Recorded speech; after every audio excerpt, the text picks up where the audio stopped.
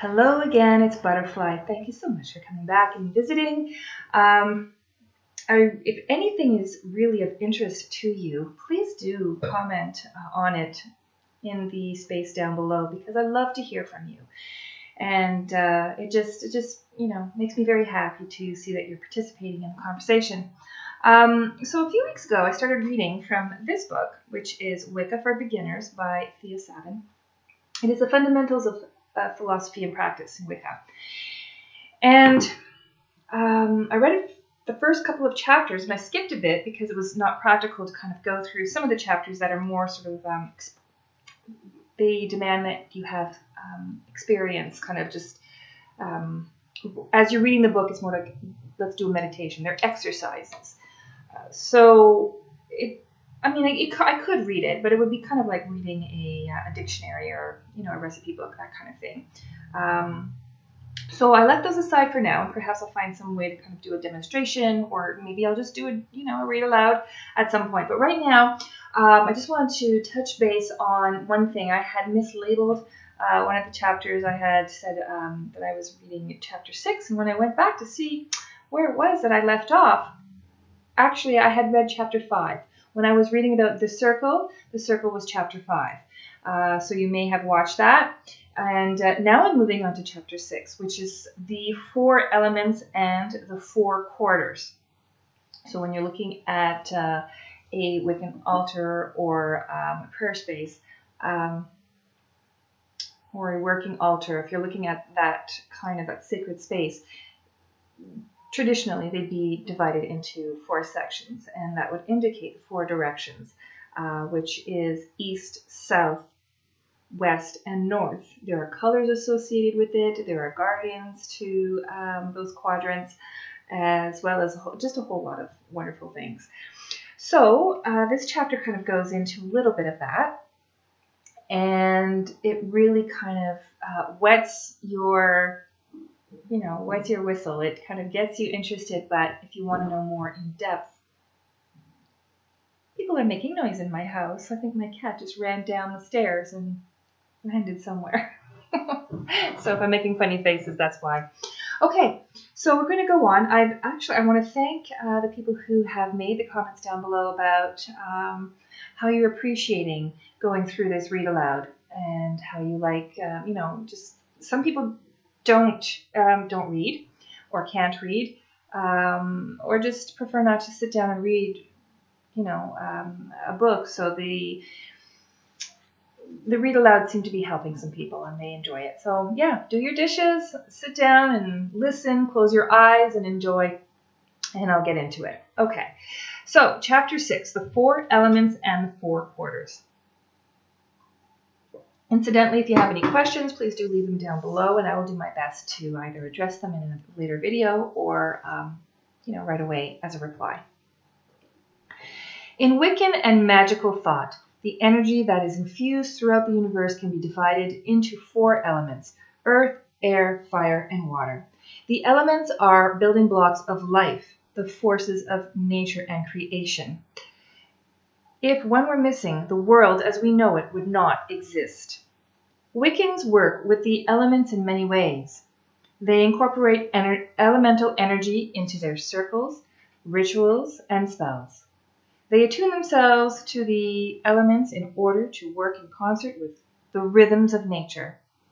They also study the elements to learn more about themselves and the world around them. Some of the secrets of the universe are locked in elements. Each element has its own feel, its own energy signature.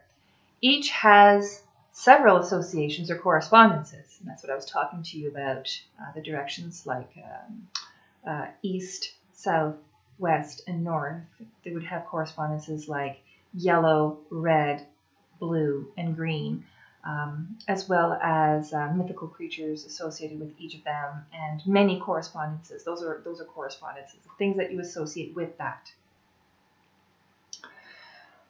The correspondences are useful in magic. The idea behind workings with correspondences is the like attracts like concept we covered earlier. Fire attracts things associated with fire, water attracts things associated with water, and so on. Therefore, if your goal is one of the elemental energies, share traits in common, incorporating that element into your spell work or ritual would strengthen your effort. It may seem surprising how many things are associated with each element, but if you think back to the idea that the elements are the building blocks of life, then it's not such a stretch. Here is a brief list of elemental correspondences. This is by no means complete, since everything under the sun, and the sun itself, has an elemental correspondence. And of course, the element that corresponds to the sun would be fire, right? However, it will do to get you started working with the elements and give you a taste of each. The element of earth is feminine, solid, and stable. It corresponds to the north, winter, and the winter solstice, the astrological sign Taurus, Virgo, and Capricorn, to midnight, the dark of the moon, waning moon, old age and or death, fertility, money, stability, building foundations, food and sustenance, and agriculture and gardening. And that would make sense, wouldn't it? Gardening and agriculture have to do with earth. So that would be, hello, my pooch. Yes, I am reading. Some of the colors associated with it are green, black, gray, or brown, and some of the animals associated with it are the bear and buffalo. Wiccans often use rocks, crystals, or salt to represent earth in their rituals.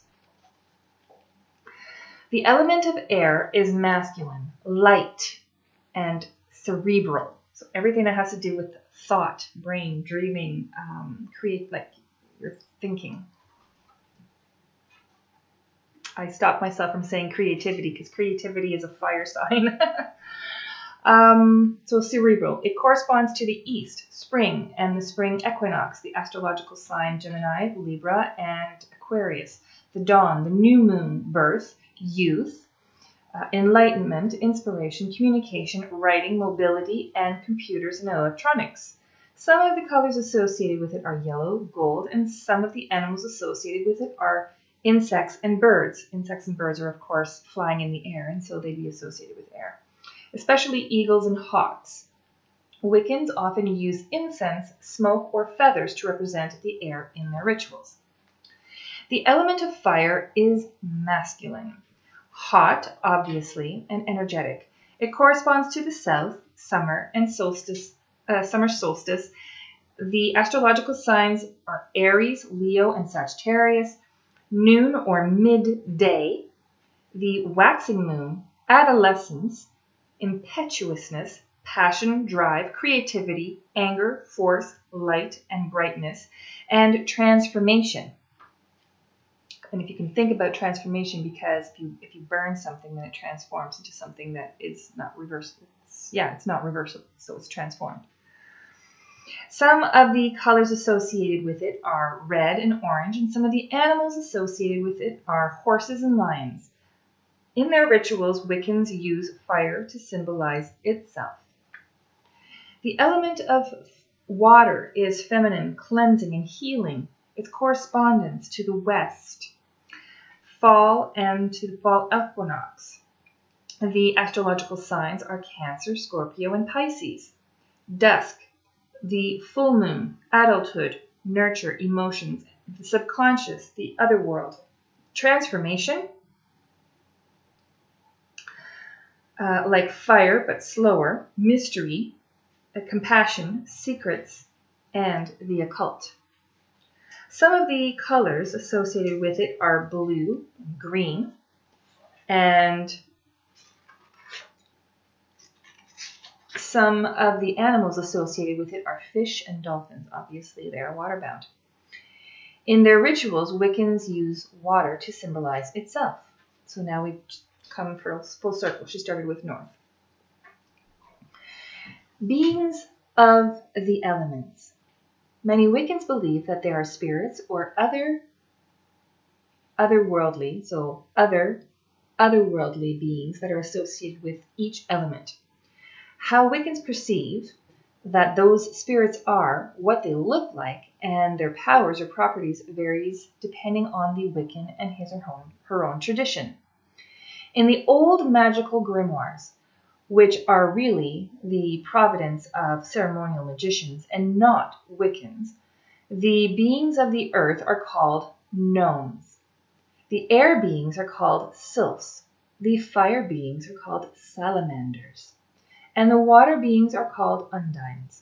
The gnomes, unsurprisingly, have a grounded solid energy and are thought to be stewards of the earth and keepers of its treasures like precious metals and minerals. The sylphs are light and elusive and are believed to ride on the wind and inspire new thought and fresh ideas.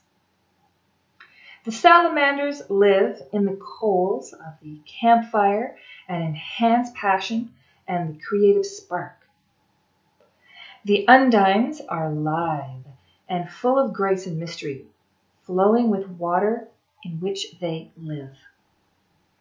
Some Wiccans use the ceremonial magic system and refer to the beings of the elements by those names. Personally, I don't see the elemental beings as gnomes, sylphs, salamanders, and undines, although they certainly share traits with them. For me, now this is of course always the author speaking, for me, the beings associated with the elements are more nebulous, and their forms and strengths are more flexible, but they are not powerful. In my perception, they don't have the solidity, if you can call a sylph solid, that the ancient name imply.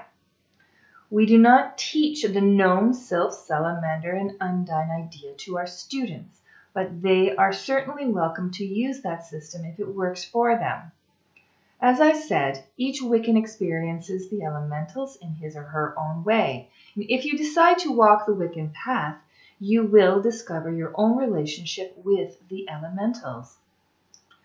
I should also point out here that many Wiccans associate certain gods and goddesses with each element. The Celtic goddess Bride, or for example, might be a fire goddess because she is a goddess of the forge.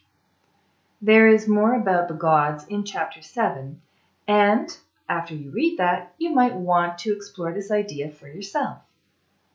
Attuning with the elements. There's another heading there, attuning with the elements. Many Wiccans put a good deal of time and effort into exploring and aligning themselves with the elements in order to enhance their rituals and magic. The following are a few easy exercises that you can do to begin attuning yourself with the elements. They're so easy, in fact, that they're kind of obvious. That's the point for two reasons. First, the elements are everywhere and in everything, so getting in sync with them should be simple. The second reason is that because they're everywhere and in everything, we take them for granted. Sometimes shifting our perceptions slightly and making a conscious decision to become more aware of something ubiquitous, like the elements, opens a whole new possibilities right under our noses in everyday lives. Try one or more of these ideas. So here she has headings that separate the exercises one from the other. So I will go through and just read the exercise. And if you try any of these, perhaps you can, write about it in the comments box down below. Let us know. Let me know how you fared with it and how you liked it. Experience the elements at home. Here's the first one. Find and list everything in your living space that symbolizes one of the elements to you. For example, the stove, the microwave, the fireplace, the space heater, the curling iron, the hairdryer, the toaster oven, matches, a cigarette lighter, the thermostat, the furnace, the barbecue, the electric blanket, and maybe even the smoke detectors all represent fire. Once you've made your list, reflect on why you chose those things you did. What do they have in common?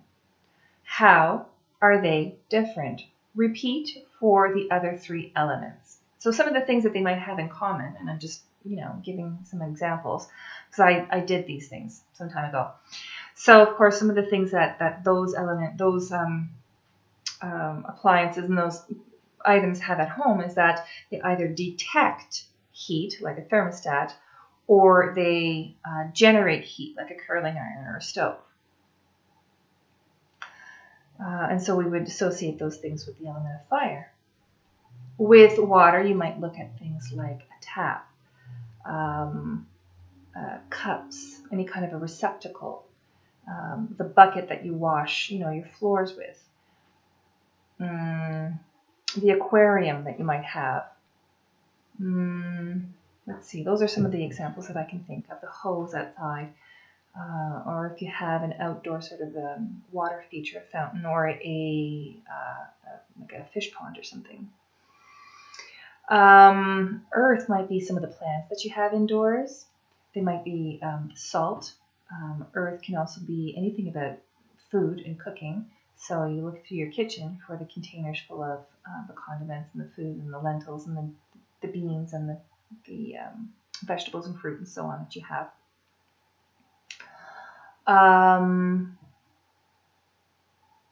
Let's see, air. Of course, you're looking at the fan, the air exchange that you would have. And also, you could look at a hair blower both as fire and air for obvious reasons. It blows air. Let's see, windows could be an air element because it allows the exchange of air. So what do those things have in common? They have to do with moving air. And am I missing one? Fire, water, earth, and air. Good. So I got a few ideas for you. So perhaps you'd like to expand on that. Okay. So the next thing, and this is where you're seeing these things that are right under your noses, right in your home. Okay. Now I always keep a flask for water, which I call my prayer water, and that is water that I intentionally, I have intentions. I kind of pray over the water, and that is the water that I drink on a daily basis, so that it's not coming straight from the tap when I'm drinking it. And there are reasons for that, and I did make a video on that somewhere around Christmas time, December 2018. I think I made that video around that time or shortly thereafter. So that's that is another element that's another kind of a container or receptacle that I would associate with water. Okay, so we're going to move on to another exercise. Experience the elements outdoors. So visit a natural place that contains or symbolizes to you one of the elements. For example, you could go to a garden, a forest, or a cave for earth, a windy buff for air, or a stream, lake, or ocean for water.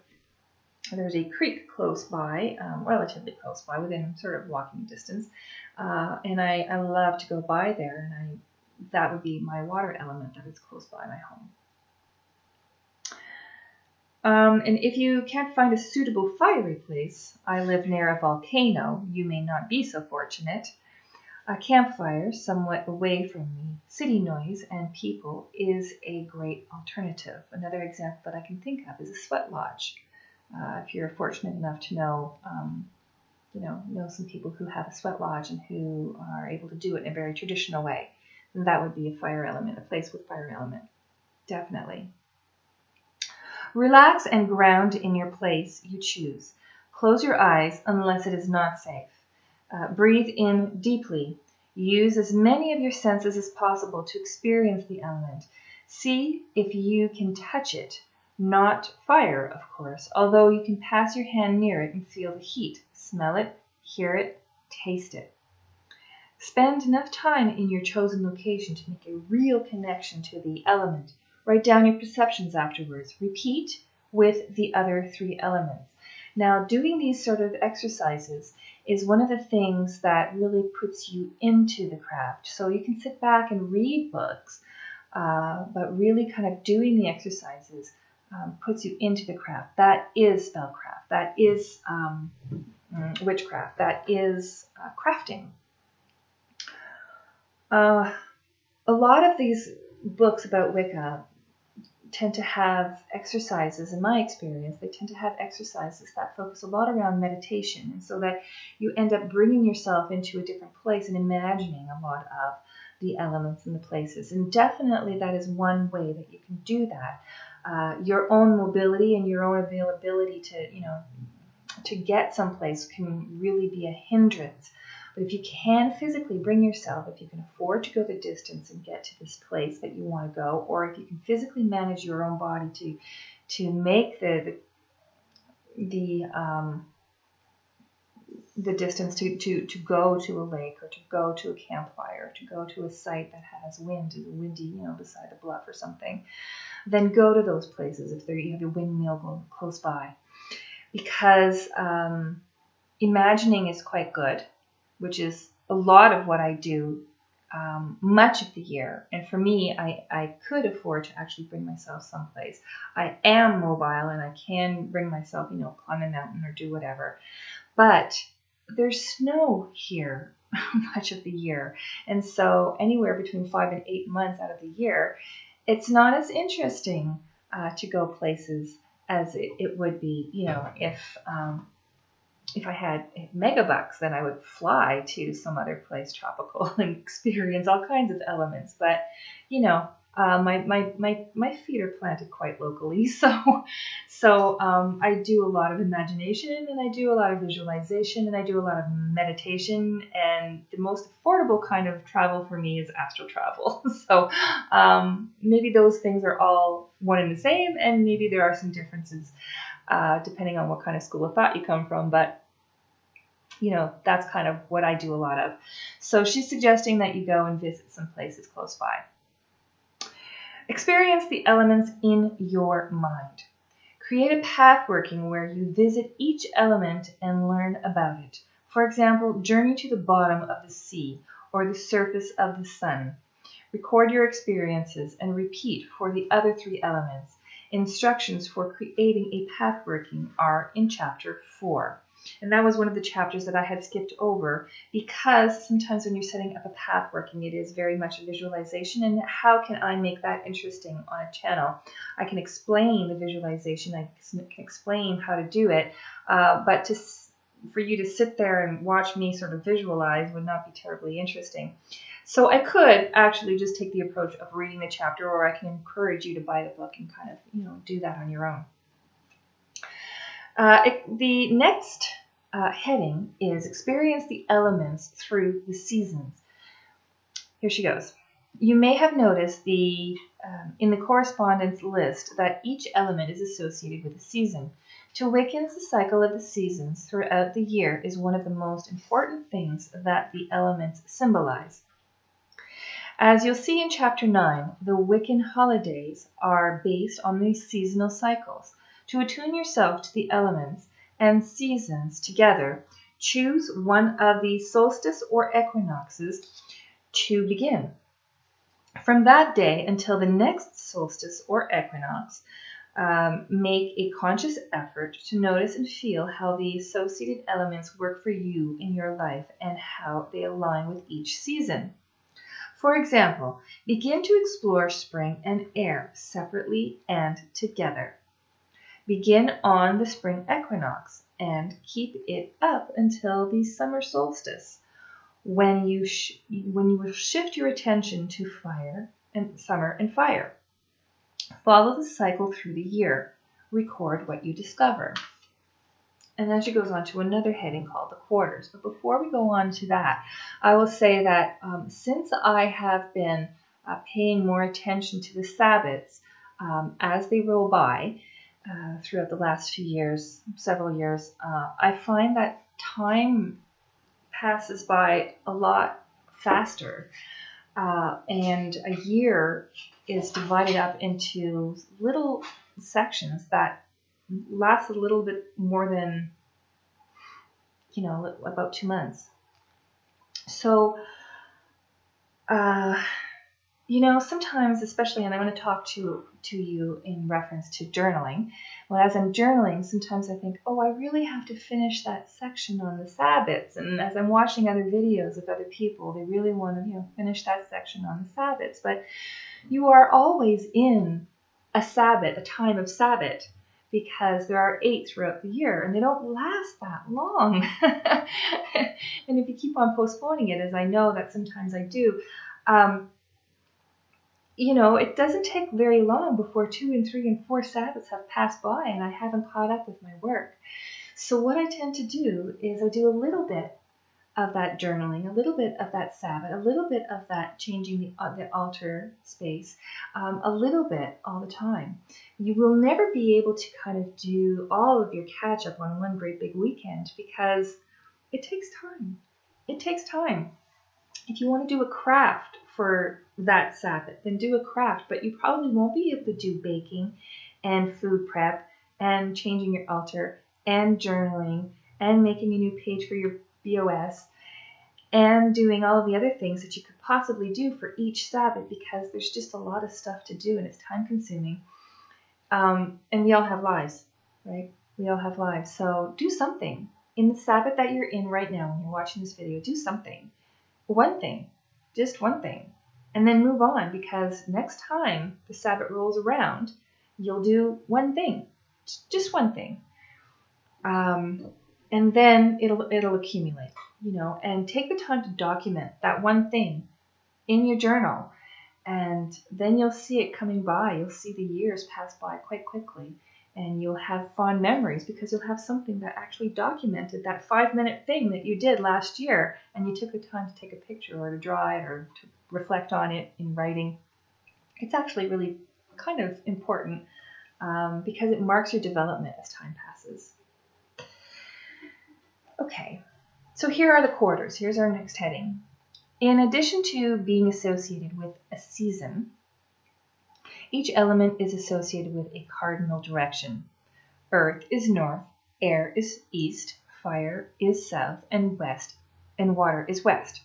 The 4 directions, also called the 4 quarters, are an integral part of Wiccan ritual and magic. If you picture a magic circle, like the one you have learned to draw in Chapter 5, and place the 4 quarters in their proper places around it, the circle becomes a microcosm of the universe. All of the elements of life are present.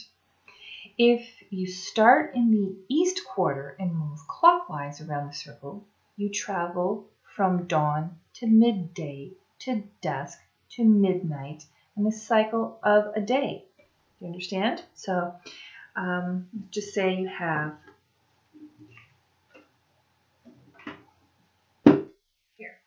you have a circle. This is a circle on your altar, and you divide it into 4 quarters, like that. Okay. Now, on your altar, you might have, this is south, so you'll start here. I'm trying to kind of picture it backwards, and I know that my screen sees things backwards, but I believe you'll see this is east. So this is east, and you'll start here. East, and south, and west, and north, and then back to east, right? So here you'll start at dawn to midday to dusk to midnight and then back to dawn. So that's the cycle of a day. I'm sure she's going to explain the seasons. So if you do spring and summer and fall and winter, and that makes the seasons, the whole cycle of the seasons. So that's where we got some of those correspondences a little earlier. And also you can look at age as well, from early life until death and decay, which is the kind of the winter or the winter of life, right? So you go through adolescence and adulthood and old age and then back to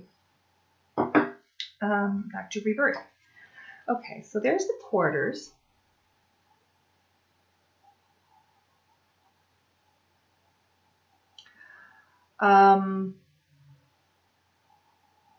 Right, the cycle of a day.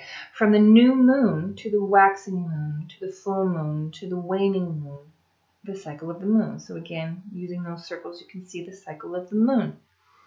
or the cycle of a month, from spring to summer to fall to winter, the cycle of the sun, which is, I explained that. A year, that would be a year, or from birth to adolescence to adulthood to old age, the cycle of a human life. Okay? Since Wiccans strive to work with natural patterns, they call, quote unquote, the quarters into their ritual circles. By doing this, they bring the cycle of the seasons and all of the building blocks of life into their microcosm. If you subscribe to the idea of the circle as a space, quote, between the worlds, unquote, then you are bringing together the material and spiritual worlds and manifesting your will on the spiritual plane. Bringing the quarters into a circle packs a wallop for your ritual or magic, and many Wiccans wouldn't build a circle without them.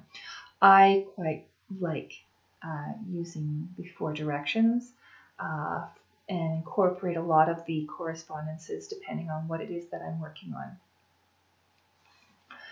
It helps me to focus, really. It helps me to kind of make it real. And then I take those correspondences and I put it into my everyday living. So just like the previous exercises where she's saying, look at the things in your home and see how those elements become part of your life.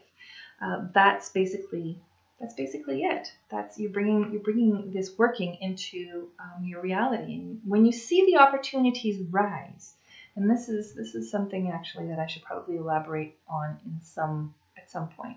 But when you see those opportunities rise, and opportunities will rise for everyone all the time, then you can identify them because you've done that working. You've put it into your mind. You've put it really into your mind what you want to have happen, and then you can act on it because many opportunities will present themselves to you in the course of the day, every day. Okay.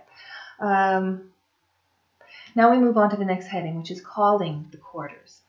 Wiccans often call the quarters in ritual just after the circle is drawn. Frequently, they will draw the circle and then go around it twice more, sprinkling salt water one time and carrying burning incense the next, right after.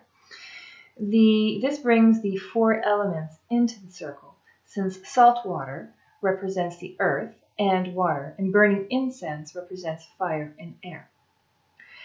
If the elements are already, and a good example of that actually is in the book, I showed it last time, by Dorothy Morrison. I think it's called The Craft. It's a green book. She has a good template for working a circle. So she goes through exactly that template. And I really like her prose as well, the way that she writes. It's really lovely to say as you're reading the prose that she has to kind of, when you're calling the elements, when you're calling the quarters, and everything about how she writes and what you say during circle is really well written.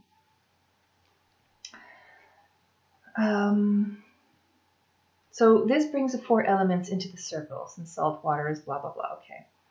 If the elements are already there before the quarters are called, it's easier to call the quarters because like attracts like.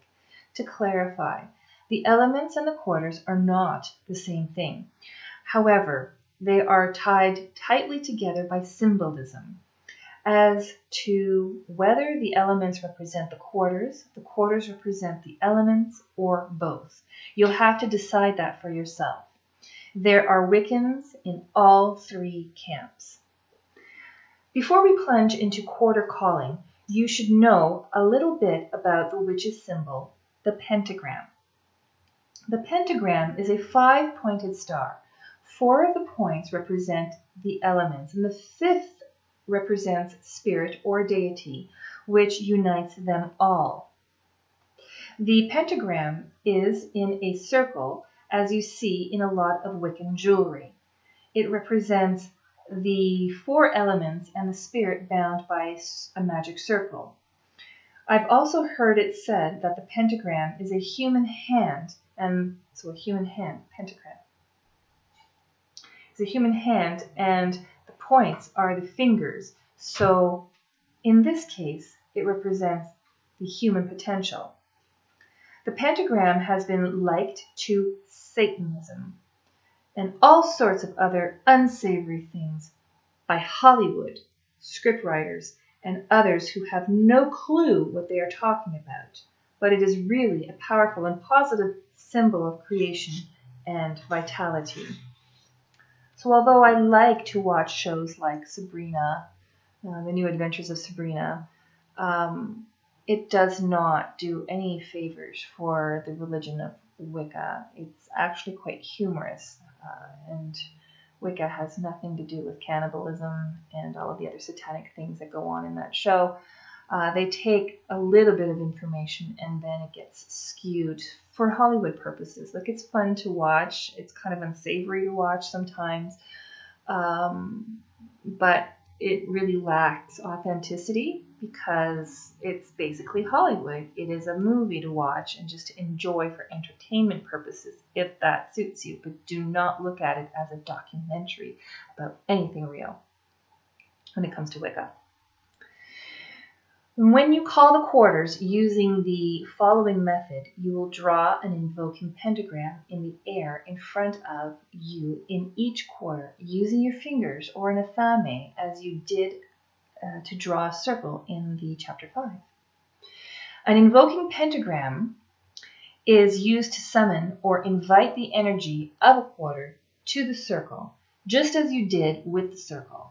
And you will visualize yourself pulling energy from the earth and inscribing the pentagram. Inscribing means you're writing or drawing in the air, the pentagram, with the energy and your fingers or an athame. So you will do the pentagram. So you start at one corner and go do, do, do, do, do, do, or you do it in the opposite direction for depending on the element that you're working with. So there's invoking the element, and there's also banishing. And I'm going to have a hard time kind of looking at myself doing it in the screen. So I'm going to show you the diagram because I would have to draw it in the air backwards like this, because what shows up in the screen is always backwards. Your left is my right and my right. And my left is your right. Okay. An invoking pentagram is used to summon or invite the energy of the quarter to this circle. Just as you did with the circle, you will visualize yourself pulling energy from the earth and inscribing the pentagram with the energy and your fingers or athame. Although a pentagram is a pentagram, it is drawn differently in each quarter. Pentagram is a pentagram, but it's drawn differently in each quarter. For example, to draw an invoking pentagram for earth, you begin at the top point and draw down and to the left, and then up to the right. For fire, you begin at the top point and draw down and to the right, and then up to the left, and so on. Just to make things confusing, there is also a banishing pentagram for each quarter. That when you draw, when you take down the circle, so you do everything kind of the reverse when you're banishing or when you're taking the circle down. Banishing pentagrams are meant to release or dismiss the quarter energy. Personally, I don't like the words banishing because it's rude. After all, the quarters and the elementals are helping you, and you're not kicking them out after your circle or sending them to bed without supper when you're through. Yeah, I mean, you're kind of calling the guardians, right? I always let them know that the circle is done, but I don't like banishing them either. I certainly like inviting them, but I wouldn't be ordering them to come either. And if they want to be there, they certainly can. And if not, then I'll just think about them. But banishing is the commonly accepted term, so you should know it. And you call these say hello and goodbye pentagrams. But that sounds cheesier and less mysterious. If you're calling them hello pentagrams and goodbye pentagrams, it sounds kind of appropriate. Maybe we can call them greeting pentagrams and, I don't know, what's a nice word for adios? Come again pentagrams? But yeah, there's no mystery, it does sound a little, okay. So here, she has a diagram, and what you would have to do is as you're doing your circle, you just practice it. And you're going to get it wrong for the first 100 times. And then you'll start to get it right. So we're going to move on. One more thing before we get into the actual method. If you can't just remember 8 different pentagram drawing methods, there is a way to cheat. Use the earth invoking pentagram at each quarter when calling, and the earth banishing pentagram at each when you're taking the circle down. Several groups that I have worked with have done this, and it works just fine.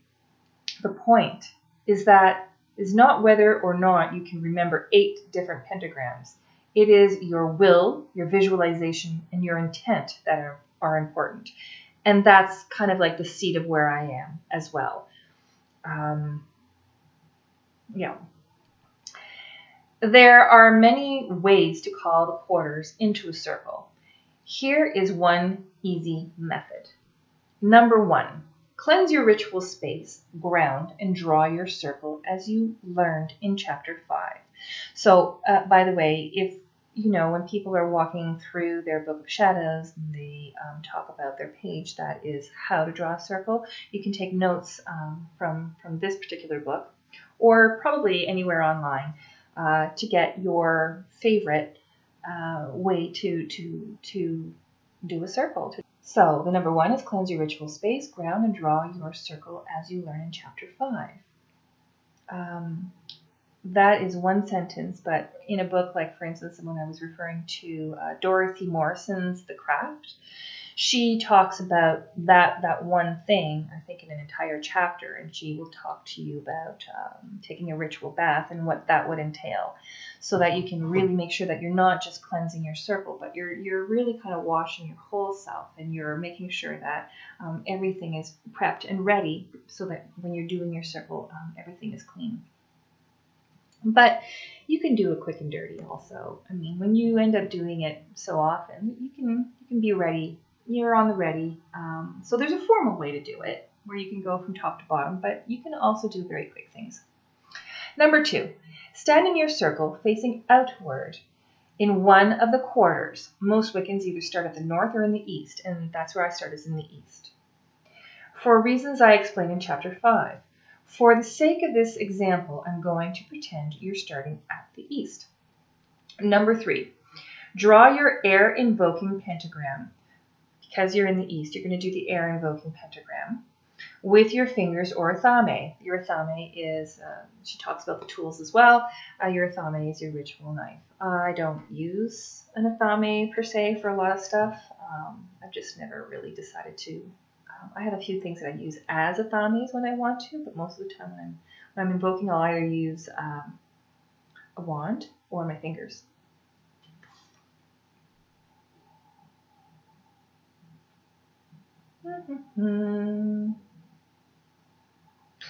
Okay, your athame. Visualize the energy flowing from the earth through your body, down your arm, and out your fingers or athame. Visualize the pentagram forming in the air as you draw it. You may wish to see the energy as a specific color. Many Wiccans use yellow for east, red for south, blue for west, and green for north. In my group, we use white for all 4. Use whatever colors makes sense for you. 4. Although you are calling the quarters with your energy, you can call verbally too. This is not essential or required, and sometimes the best quarters are called completely silent.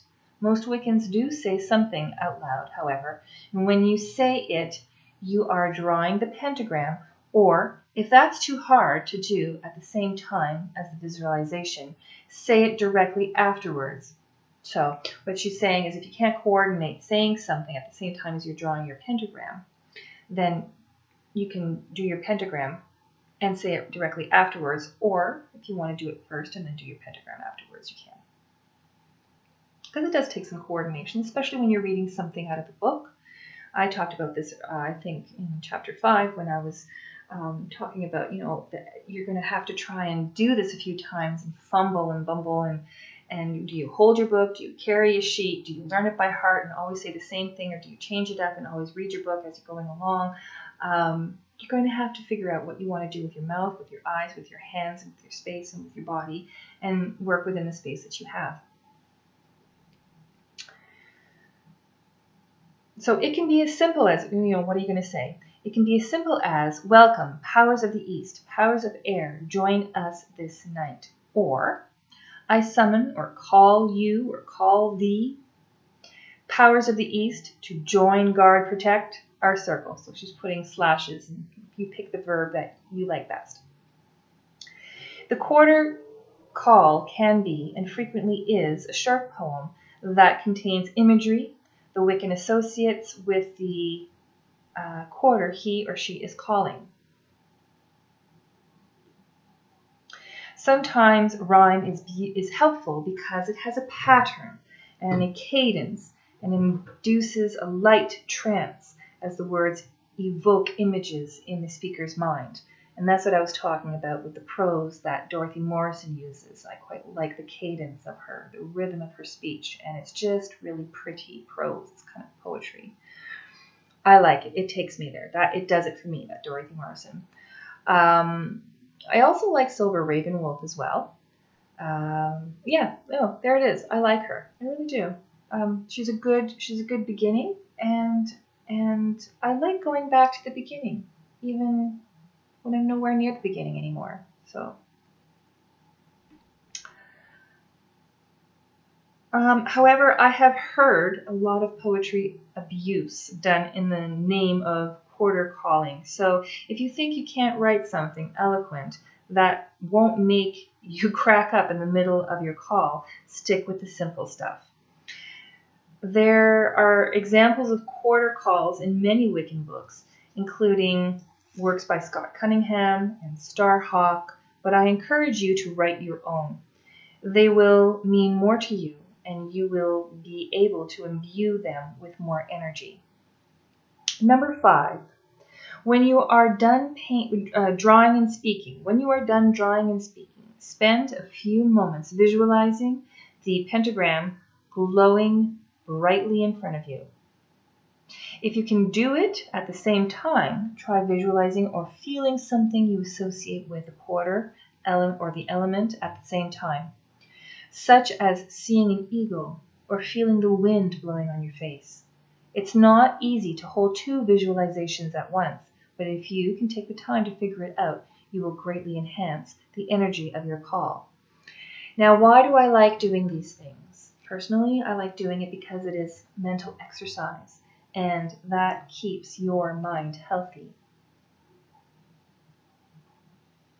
Because think about it. What are you going to be doing with your time?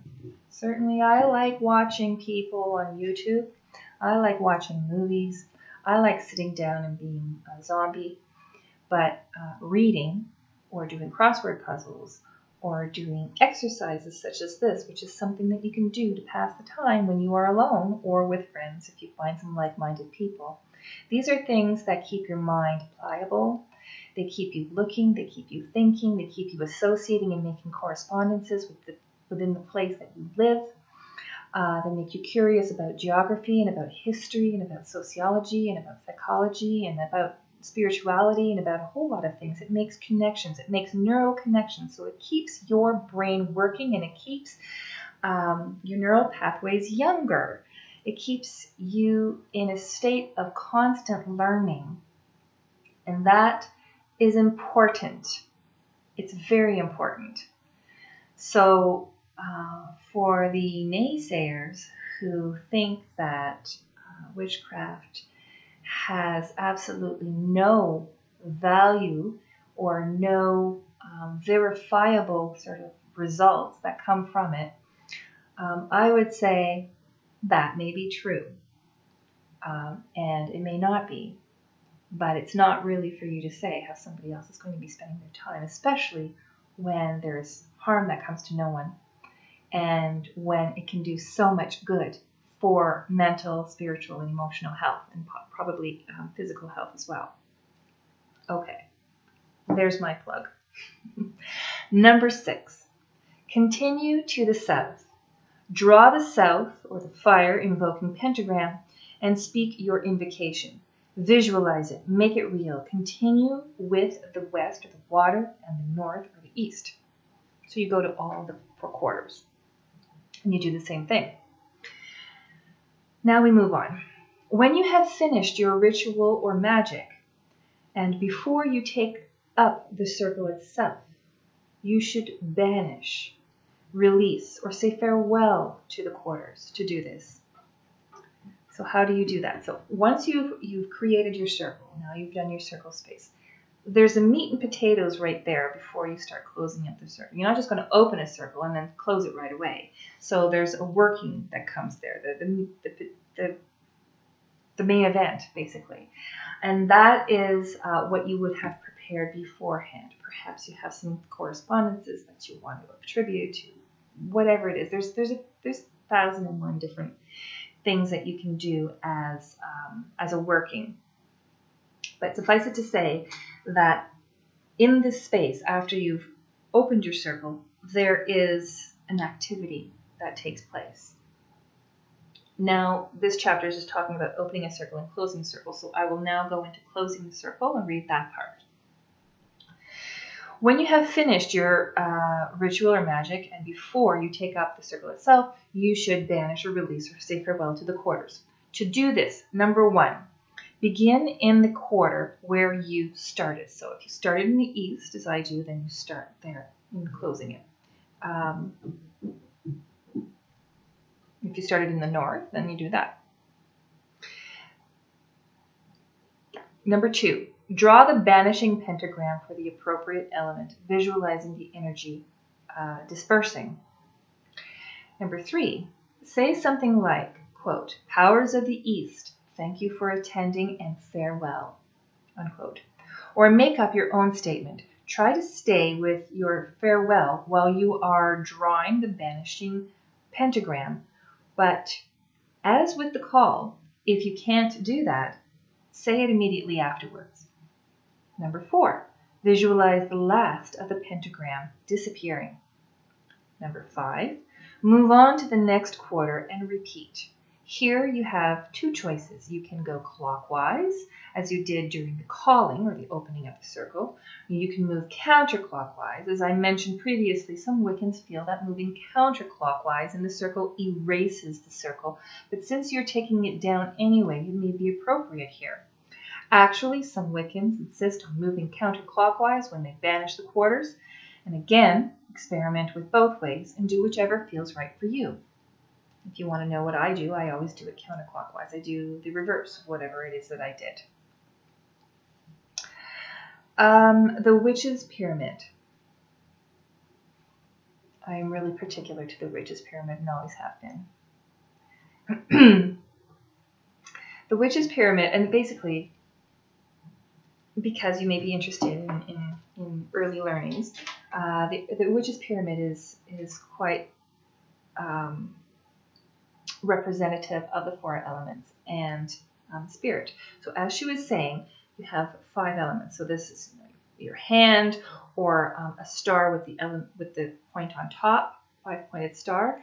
So the 4 elements are the 4 points of the star, with the star on the point on top, with the spirit being on top. So it's 4 elements plus spirit. Those are the 5 points. Same thing with the pyramid. So you have a base with 4 points, and it comes up to the point of the pyramid, the point of the 3D triangle. So you have the 4 elements down below, and they all go up to a pyramid. I have one actually in my altar upstairs. So you can probably refer to the previous video where I was talking about in chapter 5, and I show you the pyramid. So that's what she's talking about, the Witch's Pyramid. The Witch's Pyramid is a magical principle or philosophy that is closely tied to the quarters. The pyramid contains 4 statements that express what you need to do to work effective magic and be a true Wiccan or witch. I take exception to using terms like you're a true Wiccan or you're a true witch. To me, it kind of is reminiscent of hearing about Orthodox Jew or fundamental Christian or a good Catholic. It's maybe that's if you have any comments about terms like that, you can always discuss them respectfully in the comments down below. I just kind of feel like it's a bit of snobbery within a group of people who are like-minded, and snobbery amongst themselves. Kind of also, you understand that there will be snobbery. We are of this and you are not. If you can't even accept yourselves within a religion, how can you accept other religions? And I just don't buy into that kind of discrimination. I don't like that. It's not a friendly way to speak. Each statement is associated with a quarter, and each quarter is represented as a tier or a level of the pyramid. Many witches study and work through each of the 4 statements in an effort to master their craft. They progress from the bottom tier, east, which is considered by many to the easiest, upward through the south, the west, and finally to the north, which is often most difficult. I present a short discussion of the levels of the witch's pyramid here because you are exploring the quarters. The more information can be found in some of the books in the recommended reading list.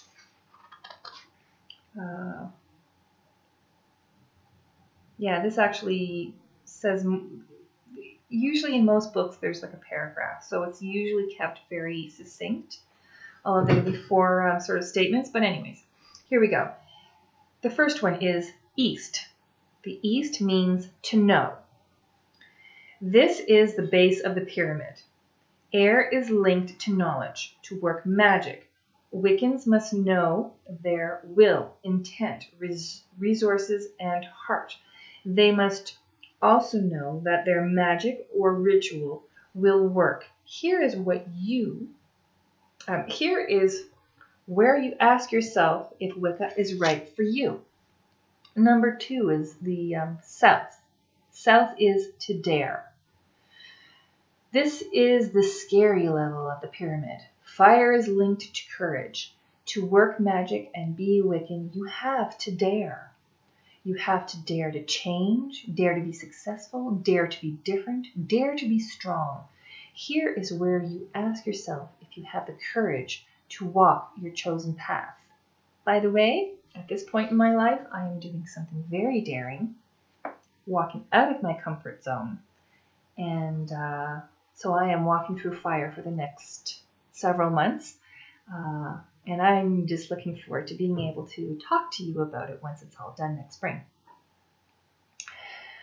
West. West is to will. To work magic and to be Wiccan, you must know your will. Water is linked to inner knowing and the subconscious. This level is about gathering your power and making sure that your goal is aligned with your fire or life purpose. Here you ask yourself if you have the focus, the strength, the conviction to continue, and if continuing serves your higher purpose. North. The north is to keep silent. And I always remember the north is silent because the north is, the correspondence for north is winter in terms of seasons, and winter is very silent. It is death.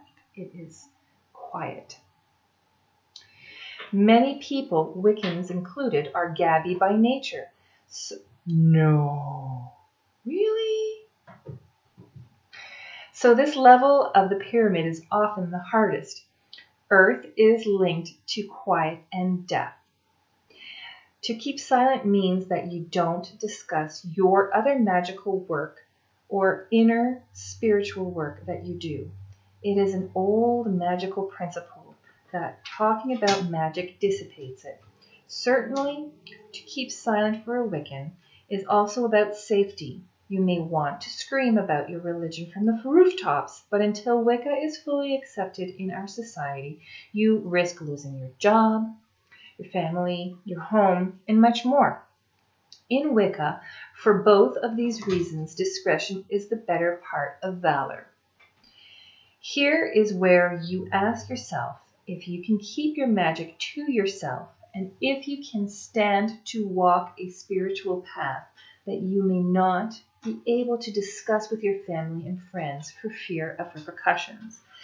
And yes, you might want to stay silent for fear of ridicule as well, but you may also want to talk about what it is that you do, because you may feel comfortable in spite of any kind of repercussions as well.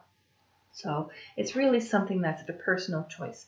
Whereas it was talking about an old custom, because talking about your magic dissipates the magic. If you believe that your magical working, your, whatever it is that you do in your sacred space, your spellcraft, if you think that talking about it will dissipate the effect, then it probably will. If you do not think that it will dissipate the magic or the effect, then it probably will not, because it is all about the mental exercise that you are the factor. You are the dominant factor within all of your workings. So it is how you manage your intentions. So you have to do what is right for you and be true to what you think. That is the end of chapter 6. We are at 1 hour. So I think I have a little bit of repetition in the reading where I tried to do some readovers, so I may want to edit a little bit of that. Otherwise, I will let you go for now, and hope to read another chapter for you soon. Do let me know if you do enjoy this. As I'm reading, sometimes I do think that perhaps it is a little bit dry, and perhaps it won't kind of be useful or enjoyable to listen to. But if you do like it, I really appreciate hearing about it. There was one person who mentioned that she does not read and that she's really benefiting from listening to the chapters that I read. So I am letting you know what the title is, and I am letting you know what the author is, and so I do think that it is okay for me to be able to read aloud. I don't think that there's any legal repercussions to doing that. So I hope that this finds you well. I hope that this is useful, and onward and upward. Take care.